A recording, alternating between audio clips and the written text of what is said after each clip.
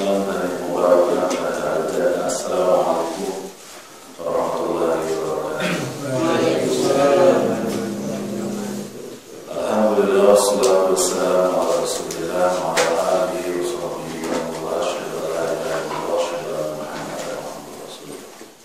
Semoga puji dan syukur kepada Allah semata, pencipta alam raya yang menciptakan kita semua, memberi rezeki kepada kita dan memiliki kita.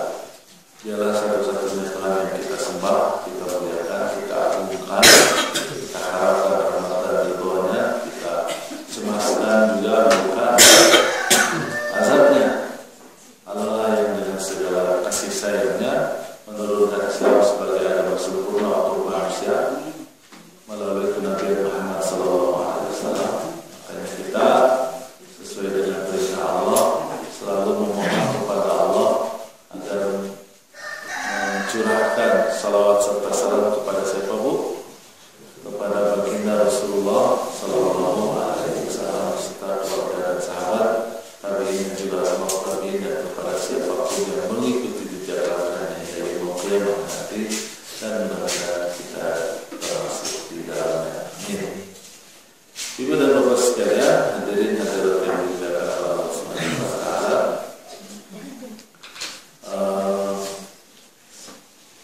Kita membahas sirah. Kalau tidak salah, ini seingat saya dulu kemarin terakhir saya membahas tentang definisi sirah. Masih lupa, masih ingat?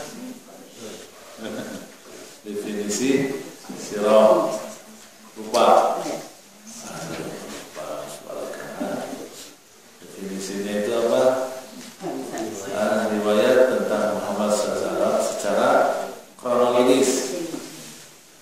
Ya, yang disebut kronologis itu adalah ada peristiwa, ada pelaku, ada penyebab peristiwa, ada hasilnya, begitulah kronologis.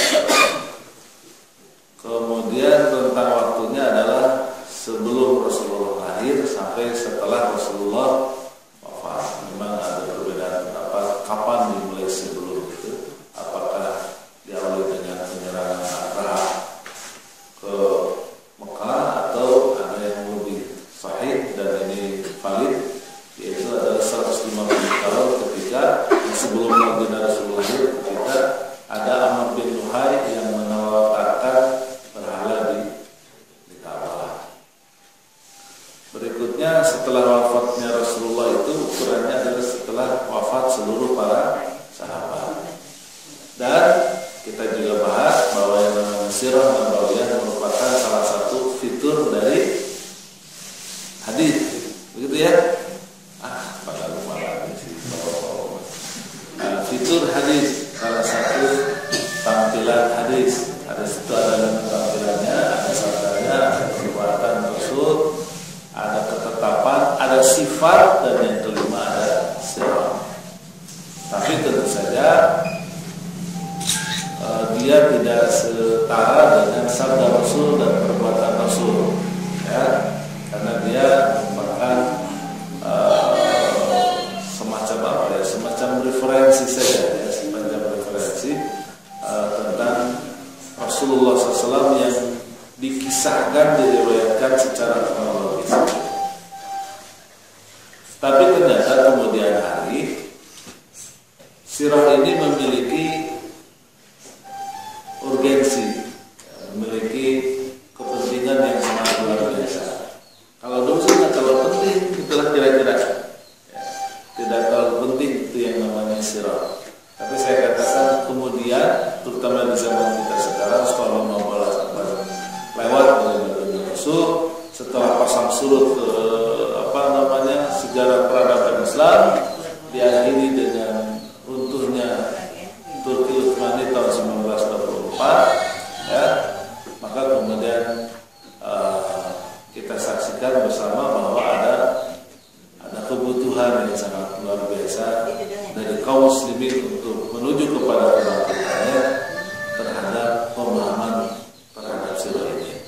Makanya urgensi mempelajari sirah itu menjadi menjadi kebutuhan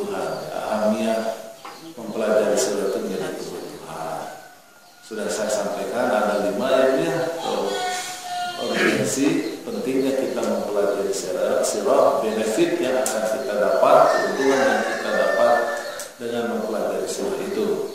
Yang pertama adalah taqwiyatul iman bi nubuwwati Muhammad sallallahu alaihi wasallam, menguatkan keimanan kita akan kenabian Muhammad. Kita juga sudah bahas ini berkali-kali, termasuk di saat kita membahas bulan gitu ya, bahwa kita ini mengimani Muhammad itu mengimani Muhammad sebagai manusia biasa yang diberi wahyu, manusia biasa yang diberi wahyu, itu yang kita imani ya. Jadi Muhammad ini bukan orang sakti, bukan superhero, superman, bukan malaikat, bukan anak Tuhan, bukan jin, apalagi iblis, naudzubillah, bahwa Muhammad adalah manusia biasa seperti kita. Dia adalah model untuk kita ya, contoh dan teladan uswah untuk kita semuanya. Jadi itu yang kita imani dari Muhammad SAW. Kita sudah bahas tentang ini.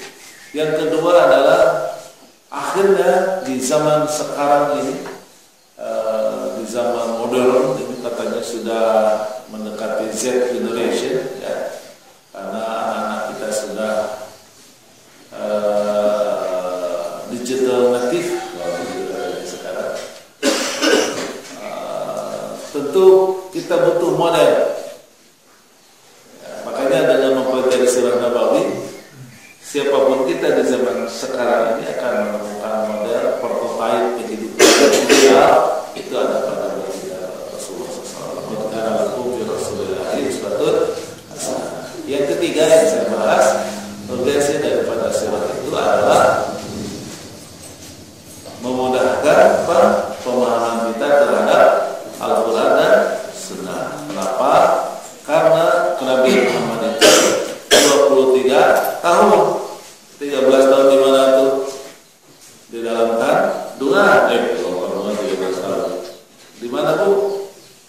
Di Mekah, dan kemudian 10 tahun berikutnya di Madinah. Jadi 20 tahun, 23 tahun. Selama 23 tahun itulah maka kemudian diturunkan Al-Qur'anul Karim secara bertahap. Dan kita sampaikan bahwa Al-Qur'anul Karim itu kalau dicermati merupakan respon dari peristiwa kejadian yang dialami oleh baginda Rasulullah SAW dan para sahabat ketika ia menyebarkan Islam, mendakwakan Islam, termasuk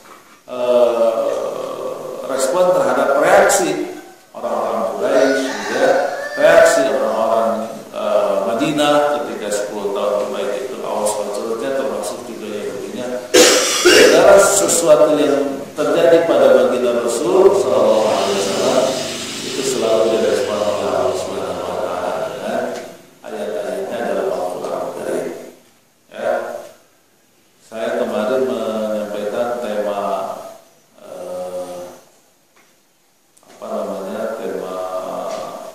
tafsir ya, tafsir surat An-Nisa. Tadi juga tadinya ternyata hampir setengah surat An-Nisa itu respon terhadap baginda Rasulullah, walaupun memang acak peristiwanya, tetapi dominannya adalah peristiwa Uhud. Jadi peristiwa Uhud itu ternyata tidak hanya direspon oleh Allah Subhanahu wa taala di Al-Imran 121 sampai 180. Ternyata setelah dikaji, ada juga di surat An-Nisa. Kalau kesimpulannya itu di 105 sampai dengan 113, satu halaman lebih sedikit. Allah Subhanahu wa taala membahas tentang munafik. Jadi walaupun sih konsepnya konsep munafik, tetapi kasus yang diangkatnya itu adalah kasus perang Uhud.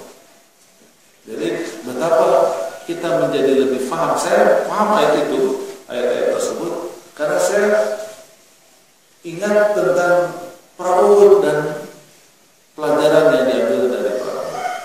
Jadi sekali lagi, sangat mudah kita memahami Al-Quran, sangat mudah kita memahami, saya menyebut sangat ya, sangat mudah memahami Al-Quran, sangat mudah memahami hadis sunnah Rasulullah SAW bila memang kita menguasai sirah. Tiga ini yang sudah kita bahas, bahwa urgensi atau benefit dari mempelajari mempelajari sirah membuat kita menjadi kuat imannya kepada Muhammad sebagai Rasul, karena kita akan mengimani Allah dan mengimani Muhammad. Asyhadu an la ilaha illallah wa asyhadu anna Muhammadan abduhu wa rasuluh. Yang kedua, membuat kita akhirnya menemukan model dalam kehidupan kita sekarang ini untuk menjalani kehidupan kita sekarang ini sebagai orang tua, sebagai anak kepada orang tua, sebagai anggota masyarakat, sebagai pemimpin, ya, sebagai pejabat, sebagai penguasa, sebagai pemimpin militer, dan seterusnya, kita temukan pada baginda Rasul. Dan yang ketiga, dengan mempelajari sirah yang baik dan benar, ini membuat kita lebih mudah apa tadi Bu?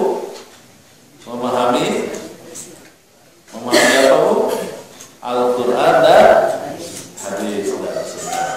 Nah, yang keempat, nah ini yang baru kita bahas hari ini, mempelajari sirah itu akan memperluas cakrawala wawasan keislaman kita, memperluas thaqafah Islamiyah, memperluas cakrawala wawasan keislaman kita. Karena keimanan kita terhadap Islam, ya, keyakinan kita bahwa agama adalah Islam, inna dina indallahi al-Islam, sesungguhnya agama yang diakui di sisi Allah apa? Islam. Nah, keyakinan akan bahwa wa may yabtaghi ghayra al-Islam dinan fala yuqbalu wa huwa fil akhirati minal khasirin. Barang siapa yang mengharapkan sistem lain selain sistem Islam, mengharapkan agama lain dan milah lain selain agama dan milah Islam, fala yuqbal, dia tidak akan diterima dan nanti di akhirat dia menjadi merugi. Kan kita yakin tuh terhadap dua ayat itu. Berarti Islam itu adalah jawaban terhadap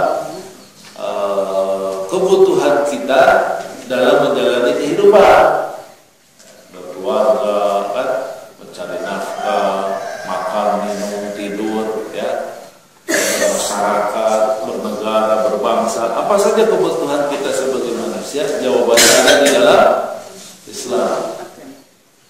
Oleh karena itu maka Islam menjangkau seluruh sisi kehidupan. Kita tidak boleh memisahkan Islam dari kehidupan. Islam cukup lah di musola, Islam cukup dalam sholat aja. Itu kan urusan pribadi individu lah. Cukuplah di haji, umroh, di sunat, pada baca Quran, tidak. Tetapi seluruh sisi kehidupan itu harus terjangkau oleh sistem Islam ini.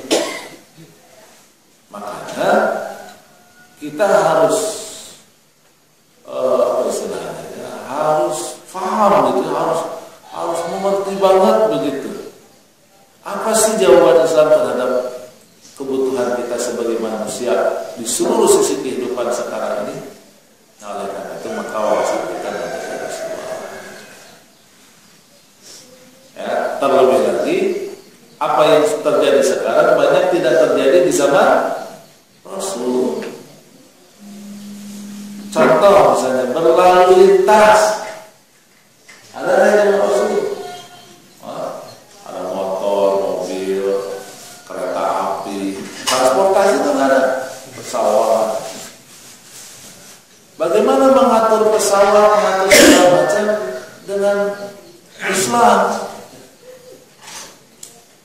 Sekarang rumah, desain rumah, arsitektur rumah, desainnya itu tidak ada yang persis kayak gini. Terlebih lagi kemudian dengan adanya listrik dicolok, ada listrik, kita bisa melakukan segala macam. Mau mendinginkan air, ya, kulkas dan lain sebagainya. Mau menanam nasi, rice cooker. Kalau kompor juga tidak dengan api, bisa dengan listrik. Mau nonton TV, nyalain listrik, ya. Mau nonton bola, Siti kalah, ya, sama Brunei, sama pasal dengan listrik. Kalah kemana kasih? Tadi itu malam satu itu kan. Ya, kalau dengan listrik semuanya bisa. Nyukur jenggot bisa pakai listrik. Apalagi hair dryer, hanya colokan aja segala kehidupan. Itu yang disebut dengan arus kuat, begitu ya kalau di nanti ada arus lemah. Canggih itu arus lemah. Dulu ada arus lemah itu hanya radio, itu pun juga satu arah, kemudian jadi dua arah dengan arah tepi. Kemudian nanti ada gambar, ada visual, terestrial apa istilahnya, televisi. Ya. Sekarang ya, tidak lagi voice dan data, tapi digital, tidak lagi analog, tapi digital. Dengan udara ini, satu colokan atau satu device bisa ya, dengan ini smartphone bisa dengar lagu, dengar ceramah, nonton film, nonton ceramah juga, baca iklan, ada letters, ya, ada tulisan, ada gambar, ada berita, bisa video call, keren, ada Skype, hanya dengan ini.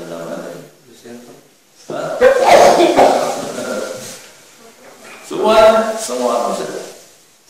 Ini kehidupan yang tentu saja tidak pernah terjadi dan terbayangkan di zaman Rasulullah.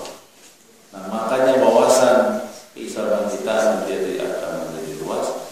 15 abad yang lalu dengan kehidupan sederhana yang dilakukan oleh para orang Baduy Jazirah Arabia, baik itu Quraisy, kemudian nanti di Aus dan Khazraj, ya, kemudian seluruh Jazirah Arabia melebar ke atas, ke bawah, ke kiri, ke kanan, gitu. Kalau dalam utara, maksudnya ke utara, ke selatan, ke timur, dan ke barat. Maka kemudian kita lihat di sini akan kita temukan banyak hal yang membuat kita menjadi lebih mengerti tentang realita hidup hari ini.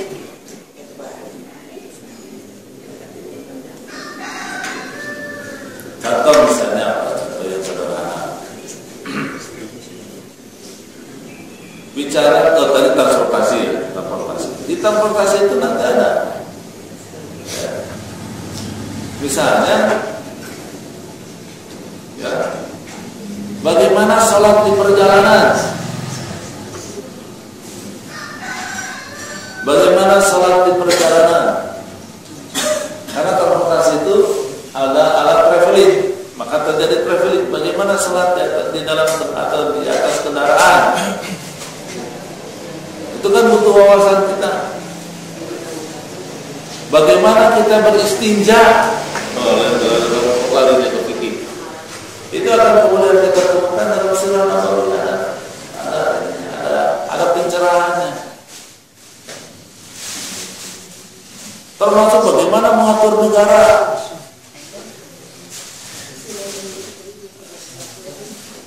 Masalah rumah tangga.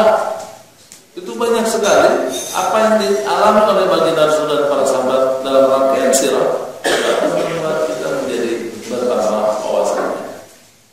Jadi menurut saya harus kemudian jangan dianggap sepele, jangan dianggap remeh. Justru dengan mempelajari sirah Nabawi kita akan menambah wawasan yang sangat luar biasa. Termasuk insya Allah juga di dalamnya nanti ada sejarah. Penting nih sejarah. Jadi sejarah itu nanti kan kaitannya dengan peradaban, ya, dengan sirah, subhanallah. Ya. Memang sirah ini membuat para sahabat Baduy, ya, dari minal ummiyin, gitu ya, dari kalangan buta huruf, dari kalangan yang sangat sederhana bisa menggenggam dunia. Saya di majelis sirah lain, tidak di sini, ada majelis sirah yang lain. Ini sudah pembahasannya sudah masuk ke Bani Umayyah. Sudah Bani Umayyah. Tema berikutnya ini tentang Umar bin Abdul Aziz. Kemudian tema selanjutnya tentang kehancuran atau keruntuhan Bani Umayyah dan kebangkitan, mulai kebangkitannya, awal kebangkitan dari Bani Abbasiyah. Ini lagi dibahas. Itu luar biasa, ya, dari sejak sekarang ini pembahasannya dari sejak mukadimah terus, itu membuat kita ini menjadi yakin bahwa Islam adalah jawaban terhadap realita kehidupan yang kita jalani ini. Jadi sekali lagi jangan dikira sederhana masa lalu yang tanpa makna, tanpa arti, yakinilah bahwa ternyata dengan mempelajari sirah itu semakin bertambah wawasan keislaman kita, thaqafah Islamiyah kita akan menjadi luas dalam seluruh sisinya, baik itu akidah, baik itu fikih, ibadah, baik itu moralitas, baik itu mengelola negara, bagaimana mengelola keluarga, menghadapi realita kehidupan dan seterusnya kita temukan di dalam sirah. Ya. Kemarin saya ada di grup WhatsApp berbicara tentang jadi sekarang itu kita ini tidak lagi pada posisi mencari informasi. Oh, kita cari informasi yang benar, enggak. Tetapi kita sudah kebanjiran informasi. Jadi sekarang bukan nyari informasi, tetapi kebanjiran informasi, dan kemudian bagaimana kita memiliki kemampuan memilah dan memilih informasi itu, dan kemudian akhirnya menyebarkannya. Itu jangan kira di dalam Al-Quran sudah ada tentang mengumpulkan informasi itu. Ya. Di surat An-Nisa ada, di surat Al-Hujurat idza ja'akum fasiqun binaba'in fatabayyanu, ya. Nanti di surat Ar-Ra'd kalau tidak salah, Ar-Ra'd ya. Fabashshir ibad alladzina yattabi'una al-qawla fayattabi'una ahsana ulaika humul muflihun. Surat apa itu? Ayatnya mesti ingat itu, ayat 17 18. Kayaknya Ar-Ra'd. Jadi tentang informasi juga bisa. Ternyata ini dalam realita menghadapi derasnya informasi melalui smartphone, melalui internet dan lain sebagainya, kita harus memiliki kecerdasan melakukan pemilahan terhadap informasi. Ya, betul ya. Tentang konspirasi, tentang apa saja itu kita temukan semuanya di dalam sirah. Karena ayat-ayat yang saya sebutkan tadi itu kaitannya dengan realita sirah nabawiyah yang terjadi di masa baginda Rasulullah SAW. Walaupun tentu saja jenis informasinya, jenis alat informasinya berbeda dengan sekarang. Terakhir yang kelima, manfaat daripada mempelajari sirah nabawiyah adalah memberikan pemahaman kepada kita tentang konsep dakwah. Memberikan pemahaman kepada kita tentang apa, Bu? Konsep dakwah. Ini sudah saya bahas secara khusus 3-4 bulan yang lalu, kalau saya di Januari atau Desember. Saya menjelaskan tentang dakwah dalam perspektif Al-Quran, kalau tidak salah ya. Ada 5 karakter ya, karakteristik dakwah menurut Al-Quran itu ada 5 karakter. Yang pertama adalah lembut kan ya. Yang kedua adalah hikmah. Ketiga, menjangkau seluruh manusia. Keempat, keempatnya apa sih? Saya lupa lagi. Menjangkau seluruh manusia terus menerus ya. Yang kelima, diorganisir. Yang namanya dakwah itu ada 5 karakternya menurut Al-Quran. Menjawab harus lembut. Yang kedua hikmah, bijaksana. Yang ketiga menjangkau seluruh manusia. Yang keempat terus menerus, tidak boleh kena henti. Dan yang kelima adalah terorganisir. Itu karakter dakwah menurut Al-Quran. Nah, karakter dakwah yang saya sebutkan tadi semuanya ada dalam sirah nabawiyah. Makanya kemudian akhirnya kita akan mengenal apa yang disebut dengan tujuan, apa yang disebut dengan target sementara, apa yang disebut dengan wasilah, sarana dan prasarana dakwah. Kita juga akan mengenal apa yang disebut dengan asalib, uslub, metodologi, cara efektif kita berdakwah. Kita juga akan mengenal apa yang disebut dengan mahawir dakwah, mihwar. Kita juga akan mengenal tentang marohir, tahapan-tahapan dakwah. Jadi sekali lagi, semua ketika kita berbicara dakwah, sulit kiranya hari ini melaksanakan dakwah tanpa panduan sirah nabawiyah. Karena padanya kita akan temukan bagaimana Rasulullah SAW berdakwah. Dan dakwah itu hal yang sangat berbeda. Misalnya kita bandingkan dengan sholat, haji, umroh, jilbab, makanan halal, gitu ya. Pernikahan, bagi waris, itu akan beda dengan dakwah ada sepertinya tidak ada kaitannya. Jadi yang saya sebutkan itu tadi sholat, haji, umroh, ya, jilbab, makanan halal dan lain sebagainya, itu konten yang harus disampaikan kepada publik. Nah, bagaimana menyampaikannya? Itulah yang kemudian disebut dengan dakwah. Ya. Di masyarakat kita sekarang ini putus masalah ini. Ya, masyarakat kita kaum muslimin ini maksud saya, termasuk pesantren, termasuk para ulama, termasuk ormas Islam, itu putus dari dakwah ini. Ya, yang disebut dakwah itu adalah sholat, tidak begitu. Yang namanya dakwah itu ngisi pengajian tarawih. Dan dakwah ini dicoba dihalang-halang sedemikian rupa oleh musuh-musuh Islam agar kemudian Islam ini tidak membatin, tidak mengakar di masyarakat. Justru akhirnya kemudian Islam itu menjadi mengambang, ya, menjadi tidak elok, menjadi kuno, ya, menjadi tidak kompatibel dengan kehidupan dan seterusnya. Nah, sekali lagi agar kita bisa memahami bagaimana berdakwah yang benar adalah dengan mempelajari sirah nabawiyah. Ibu bapak sekalian, 5 poin sudah saya jelaskan dari bulan yang lalu dan sekarang, yaitu tentang apa barusan Bu? Urgensi apa Pak? Urgensi mempelajari sirah. Ada 5 keuntungan kita, ada 5 kepentingan kita mempelajari sirah, mengokohkan iman kita kepada Muhammad SAW sebagai Rasul, sebagai utusan Allah. Yang kedua, mendapatkan apa? Al-Mathalul A'la atau prototype ideal, role model yang paling baik dalam kehidupan ini. Yang ketiga, memudahkan kita memahami Al-Quran dan hadis dan sunnah. Dan yang keempat, apa tadi? Menambah, memperluas cakrawala wawasan dalam kita, dan yang kelima memahamkan kepada kita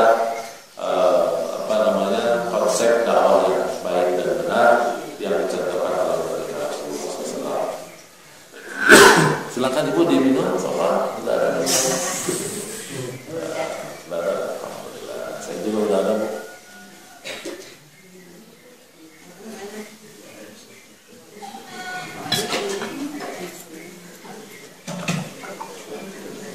Berikutnya Bapak Ibu sekalian yang dimuliakan oleh Allah Subhanahu wa taala, kita akan kalau ada pertanyaan di akhir ayat, kita akan masuk kepada pembahasan sirah. Pembahasan kita di pagi hari ini adalah rahasia pemilihan Muhammad SAW sebagai Rasul akhir zaman. Rahasia asrar. Ini tentu saya bahas sekarang setelah kemarin, ya, dan juga di waktu kita muludan kita membahas tentang iman kepada Muhammad SAW, ya, di mana saya katakan bahwa Muhammad ini manusia biasa, kan gitu ya, yang dipilih Allah. Nah, yang dipilih Allah itu kita tidak perlu kemudian nanya-nanya, nggak perlu kita nanya-nanya kenapa Muhammad, ya, tidak kayak Ahok misalnya yang dari Nabi itu, atau Konghucu atau Siddhartha Gautama lah kalau orang mana, orang India, atau kenapa tidak Aristoteles, Plato gitu ya, kata orang Eropa, atau kenapa tidak Alexander Zulkarnain saja, atau the Great of Alexandria gitu ya. Tidak, tetapi kenapa Muhammad itu nggak usah ditanya, itu maunya Allah, itu makhluk dari Allah, nggak usah dibahas. Tapi dalam realitas sejarah, dalam prakteknya kemudian kita saksikan hari ini, maka kita temukan asrar. kita temukan rahasia atau kita temukan hikmah mungkin yang lebih tepatnya, ditemukan hikmah kenapa Allah mengutus Muhammad SAW sebagai manusia, sebagai Rasul di akhir zaman. Untuk tema ini, pertama yang kemudian kita bahas adalah pada sisi geografis. Oh, di sini tidak ada peta. Saya tidak bisa menampilkan peta ya. Jadi kalau kita cermati letak geografis Jazirah Arabia itu betul-betul ada di tengah. Di tengahnya dunia itu Jazirah Arabia. Kalau lihat peta, mau petanya versi manapun, maka tengahnya itu akan ketemu adalah mana? Jazirah Arabia. Jadi peta dunia ini tengahnya itu adalah Jazirah Arabia. Kenapa demikian? Karena Jazirah Arabia ini ke kiri alias ke barat dia berbatasan dengan Afrika. Ke kanan dia berbatasan dengan Asia. Ke utara nyambung langsung ke Eropa. Lah kan Amerika membelakangi. Toh juga sekarang sini juga orang barat juga. Amerika Serikat itu kan mayoritas isinya itu kan orang Inggris. Kemudian makanya bahasanya bahasa Inggris, karena orang Inggris yang datang ke situ, terutama orang Irish dan Scottish gitu ya, itu yang paling banyak di sana. Kemudian nanti orang Eropa daratan, terutama orang Polish ya, orang Polandia, gitu.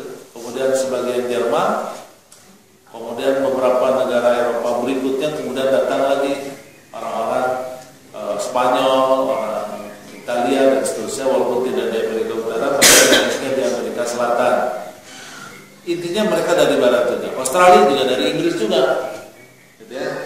Dan itu juga negaranya sedikit lah, penduduknya juga tidak terlalu banyak. Tapi yang padat penduduknya itu, yaitu tiga benua itu: Afrika, Asia dan Eropa. Nah, Jazirah Arabia itu.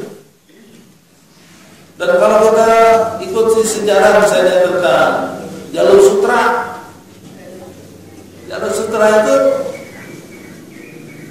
tidak bisa melepaskan fungsi penghubung antara Asia dengan Eropa, kecuali harus melalui Jazirah Arabia.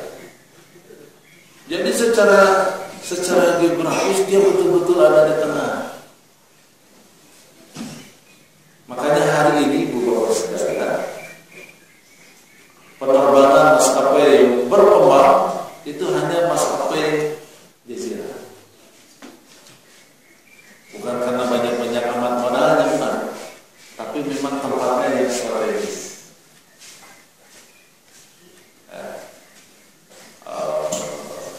Kalau Saudi Arabia itu tidak berkembang karena dia tanpa dikembangkan juga orang akan belajar sendiri. Kalau Saudi Arabia. Tetapi kalau kita lihat Imarat, kemudian Al-Ittihad, kemudian Qatar Airways, itu negara-negara kecil penduduknya ratusan ribu orang, tetapi dia punya bandara yang begitu besar, baik itu di Dubai, baik itu di Abu Dhabi atau di Doha. Dan seluruh destinasi dunia ada di situ. Malah kalau dari Qatar itu ada ke Tel Aviv kalau tidak salah. Kalau dari Dubai ada dari Mina. Jadi luar biasa. Memang ditambah sekarang penumpang banyak, terutama Jazirah Arabia dan sekitarnya adalah destinasi dari para pekerja. Ya, karena di Uni Emirat Arab saja itu warga negara itu kurang dari 20%. Lebih dari 80% itu pekerja. Itu kan ini kerja datang ke sebelumnya membutuhkan akomodasi.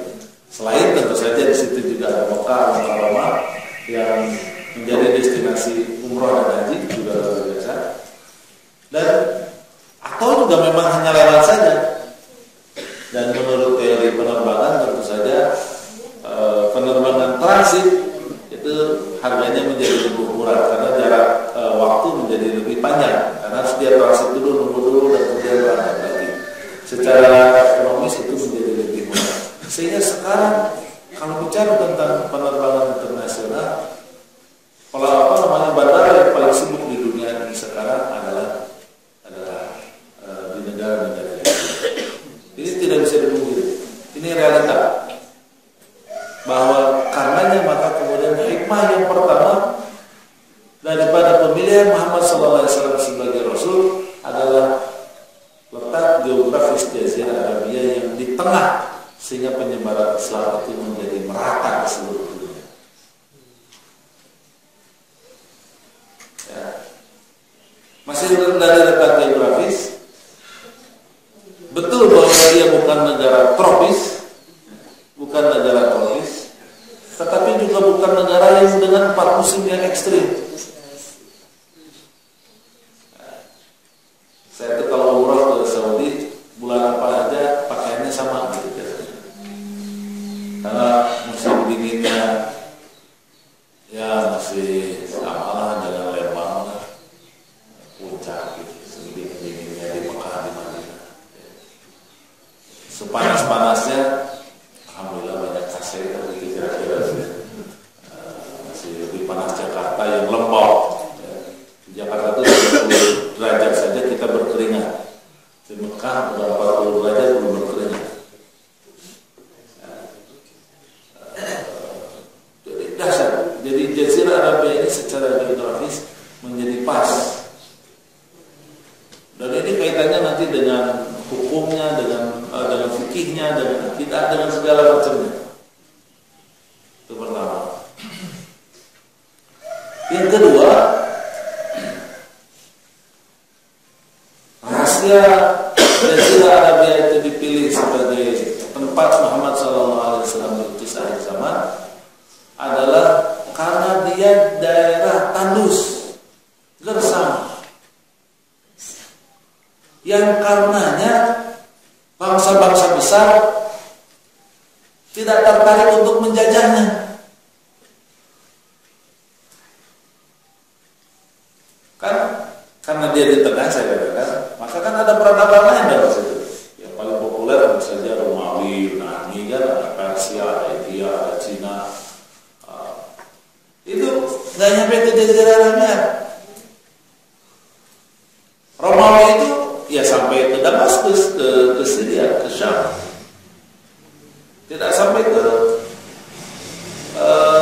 Jazirah Arabia. Persia yang sampai Irak. Persia itu sampai Irak. Ya sedikit mungkin Turki. Dia nggak nyampe ke Jazirah Arabia. Afrika, Habasyah sampai ke Jazirah Arabia, tetapi juga tidak nafsu-nafsu amat. Hanya daerah Yaman saja yang dikuasainya dari Afrika. Ya, Habasyah, Ethiopia.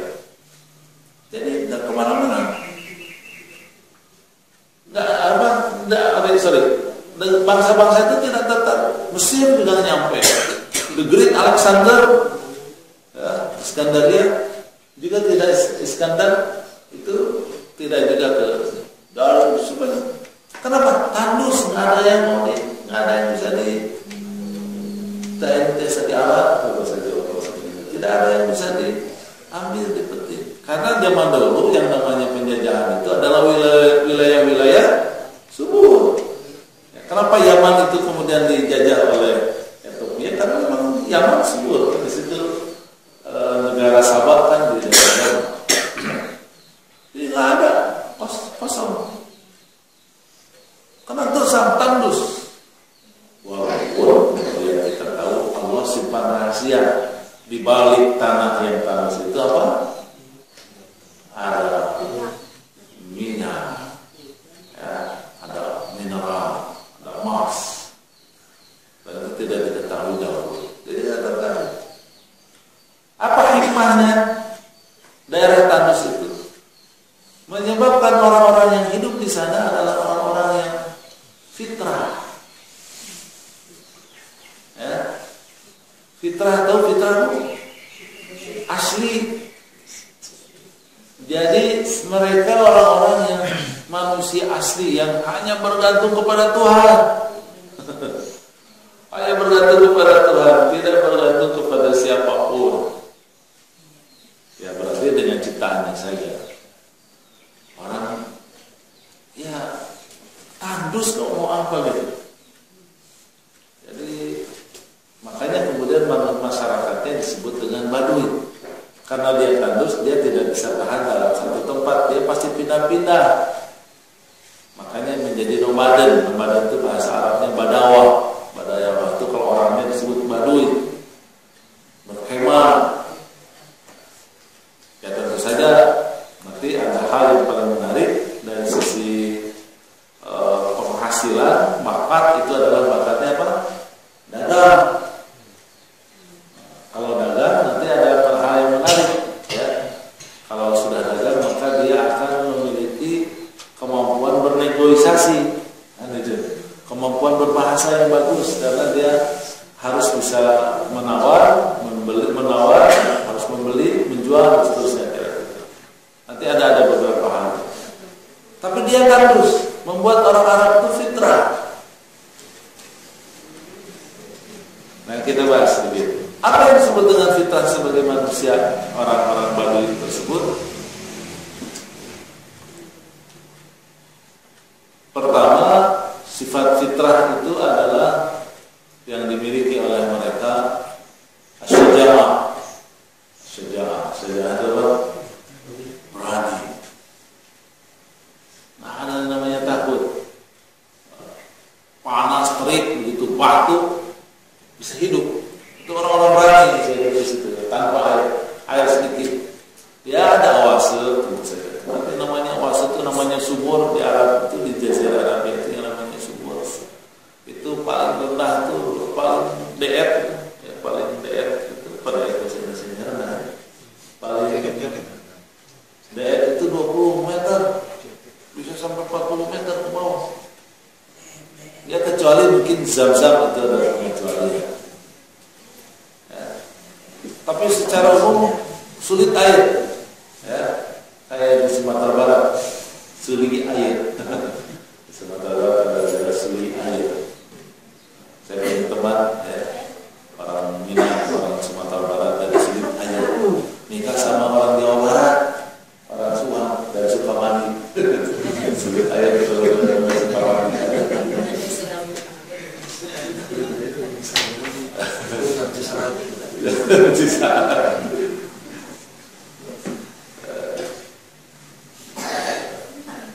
Berani.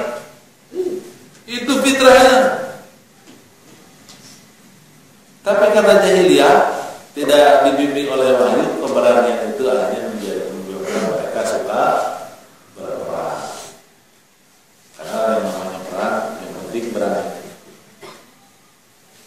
Kemudian yang kedua, al-wafa, setia. Dan ini kajian Ibnu Khaldun juga sudah menunjukkan bahwa kalau berdakwah itu kesetiaan, ikatan kekerabatan itu begitu kuat dibandingkan dengan hadarah. Ya, di Depok ini sudah hadarah, maka keterikatan kita, kesetiaan kita dengan warga itu tidak terlalu kuat. Karena rata-rata yang datang di Depok adalah para pendatang, sehingga ikatannya tidak tinggi. Tapi kalau di kampung, kalau Baduy gitu, maka ikatan itu menjadi kuat. Maka ada sifat utama itu al-wafa, setia, tepat janji, tidak berkhianat.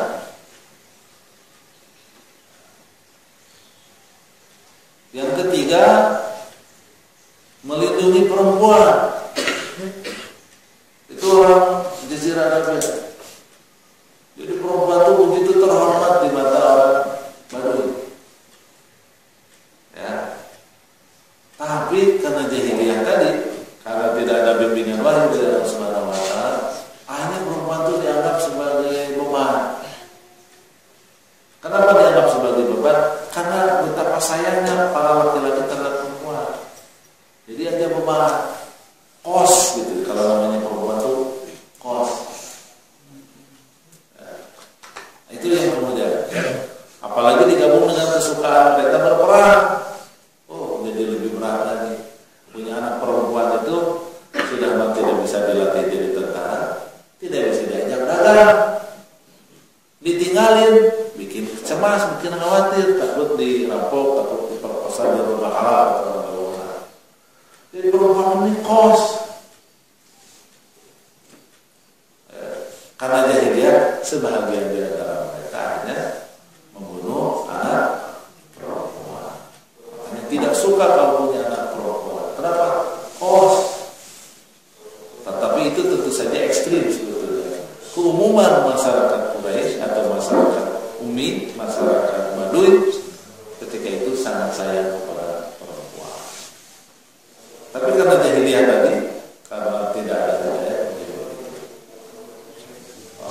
tentang wafat sedikit. Tentang wafat ini luar biasa Bapak-Bapak. Salah satu kasus yang paling menonjol nanti di dalam sirah akan kita temukan setelah Sulhul Hudaybiyah. Setelah Sulhul Hudaybiyah itu kita tahu baginda Rasulullah SAW kirim surat ke para penguasa sekitar Jazirah. Salah satunya kepada Raja Bizantium Timur Heraklius, yang kemudian pas bertepatan dengan kunjungan kerja Heraklius ke wilayah Syam. Karena sudah ada perjanjian dengan Muhammad, orang-orang Quraisy menjadi leluasa dan mereka melakukan aktivitas dagang. Tidak terkecuali Abu Sufyan. Abu Sufyan juga berdagang ke Syam. Bertepatan dengan waktunya dengan kunjungan kerjanya siapa? Heraklius, dan mendapatkan surat dari Muhammad SAW.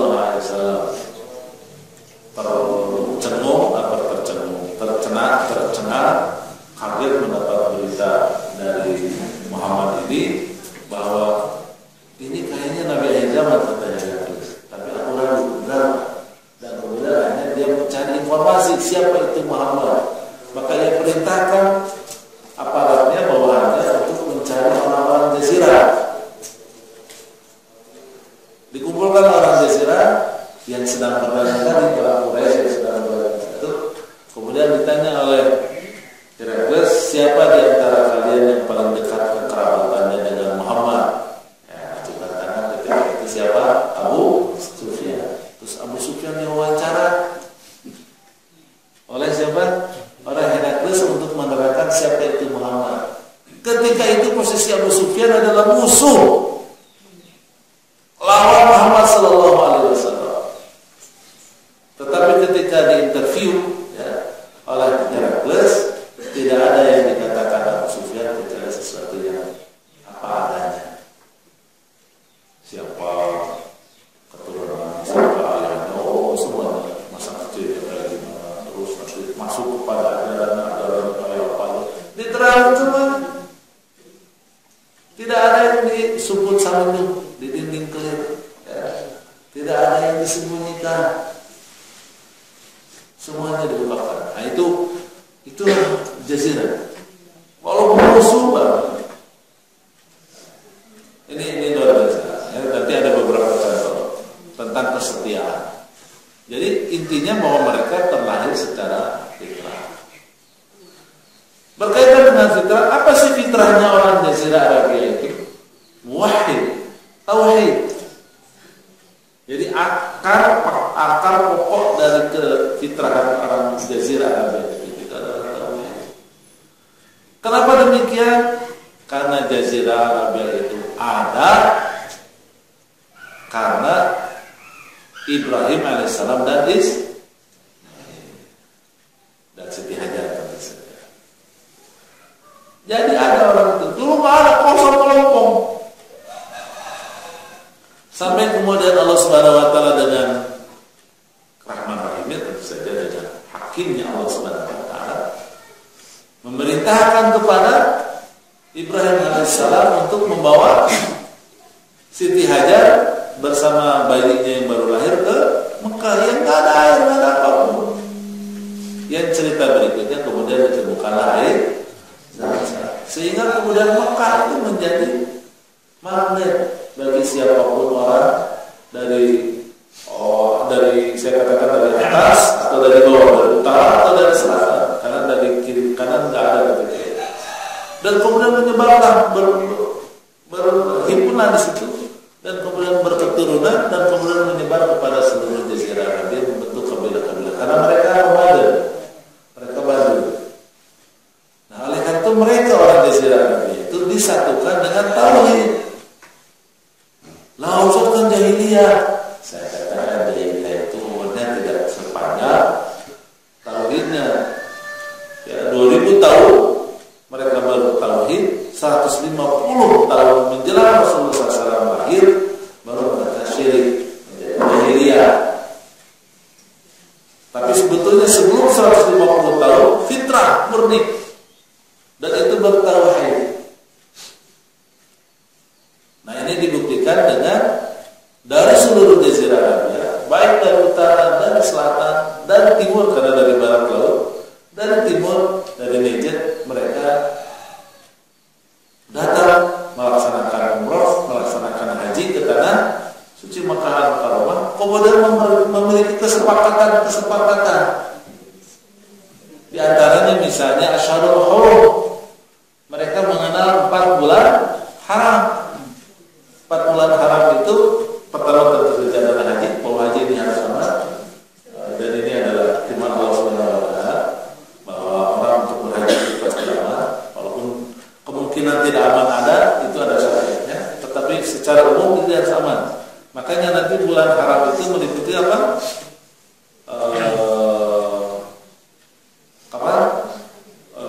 Dzulqa'dah, Dzulhijjah, Muharram. Ini harus aman.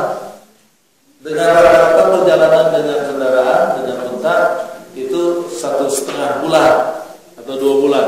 Jadi pergi dan pulangnya harus aman. Para berangkat haji tidak ada gangguan sampai dengan bulan kira-kira di bulan aman. Satu lagi bulan Rajab. Bulan Rajab itu di tengah-tengah, itu aman juga.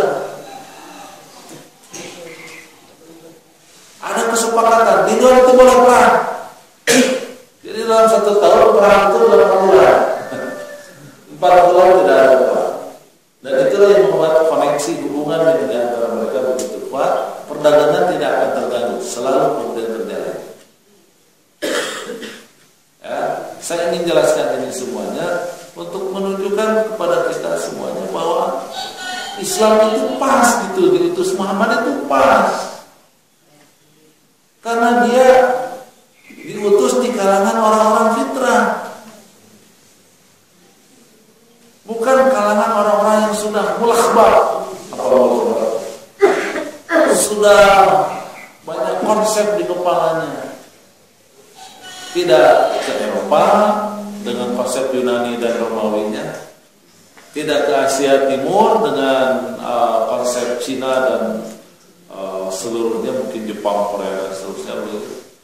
Tidak ke India dengan konsep Hindunya, tidak ke Persia dengan konsep Persianya, tidak ke Habasyah dengan konsep Habasyahnya, ke Afrikaannya, tetapi betul-betul adalah di Jazirah Arabia yang dia fitrah, tidak terganggu apapun dan belum dijajah oleh siapapun, tidak ada pengaruh budaya dan apapun, sehingga kemudian Islam itu murni datang ke Jazirah Arabia. Makanya kan di surat Al-Jumu'ah ayat 2 bagaimana? Walladzi ba'atsa fil ummiyina rasulan min anfusihim. Dialah Allah Subhanahu wa taala yang mengutus seorang rasul di kalangan orang-orang buta huruf, Badui, enggak berperadaban maksudnya. Tidak berperadaban, tidak mengetahui baca dan tulis. Untuk kemudian memutus hubungan dengan kemungkinan ada keterpengaruhan dari agama yang lain yang sudah berkitab suci, apapun itu.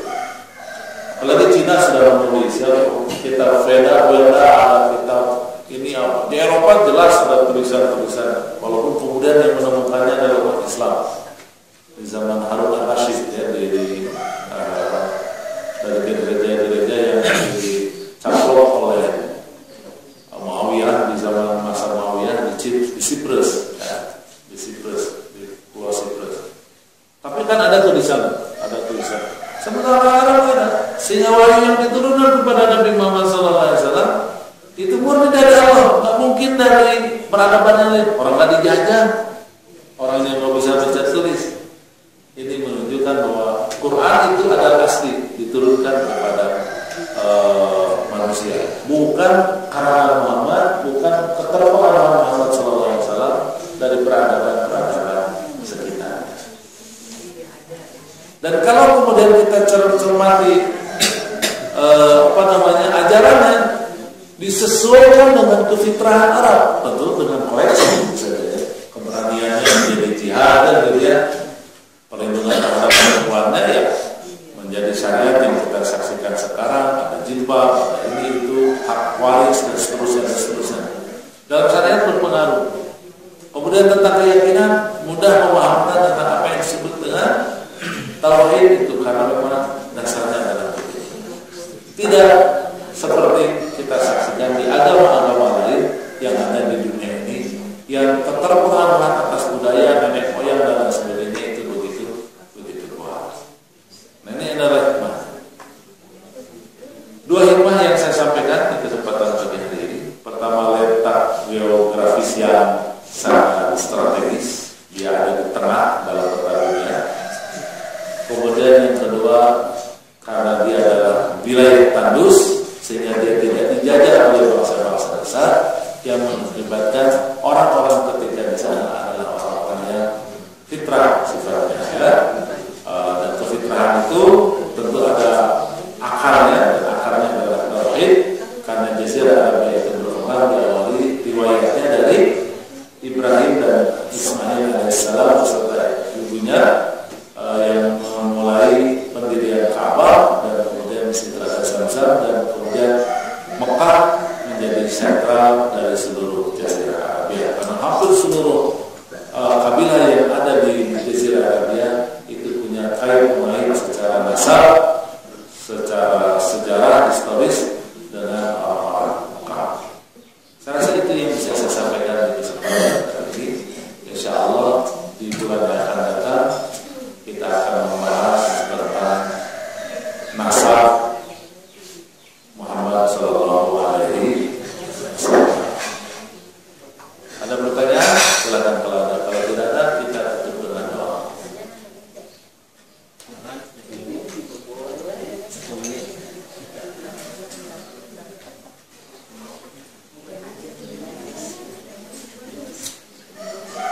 Tidak ada ya tulisannya? Ibu ada ya belakang. Bapak-bapak juga boleh. Di kanan. Masih awal-awal Bu. Cerita perangnya nanti masih lama.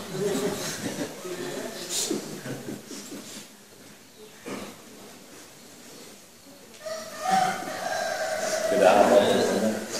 Terima kasih Ibu Bapak sekalian. Mudah-mudahan penjelasan ini background penting sekali mukadimah ini untuk mengetahui tentang hikmah pemilihan Muhammad SAW sebagai Nabi akhir zaman. Ya, nanti akan kita temukan terlebih lagi nanti setelah saya bicara tentang nasab, tentang keturunan Muhammad SAW akan kita temukan. Oh, kenapa jadinya begini, kenapa jadi begitu dan seterusnya itu kemudian ada permakluman dari kita semuanya setelah kita mengetahui dua hal tadi ya, tentang geografis yang sangat strategis, yang kedua kefitrahan bangsa Arab